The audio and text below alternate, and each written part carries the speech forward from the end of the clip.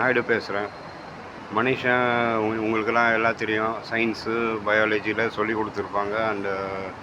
ஒரு மனுஷன் ஆம்பளையாக இருக்கட்டும், பொம்பளையாக இருக்கட்டும், பூமியில் பிறக்கிறது அம்மா அப்பா ஸ்பெர்மு, ஓவரி ரெண்டும் மிக்ஸ் ஆகி, ஸ்பெர்ம் வந்து ஓவரியில் மிக்ஸ் ஆகி அதுலேருந்து பிறக்கிறது தான் குழந்த. பேச்சினால் குழந்தெல்லாம் பிறக்கிறது கிடையாது. எவனோ ஒருத்தன் உசுரே பேச்சில் தான் உற்பத்தி வந்த மாதிரி அவன் கதை காட்டி விட்டுட்டான். அந்த கான்செப்டு டோட்டலி ராங்.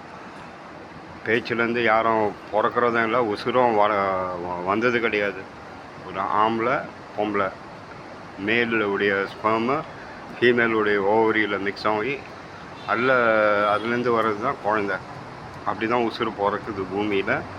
பேச்சு வார்த்தைனால் எங்கேயுமே பூமியில் குழந்த பிறந்ததும் கிடையாது, தனியாக குழந்த வந்ததும் கிடையாது. பட்டு என்ன பண்ணுறது, இதுதான் நிஜம், உண்மை. பேச்சில் குழந்தெல்லாம் பிறக்காது. ஒரு ஆண் பெண்ணு ஒன்றா சேர்ந்தால் தான் குழந்த ஃபார்ம் ஆகும். இதுதான் ரியாலிட்டி.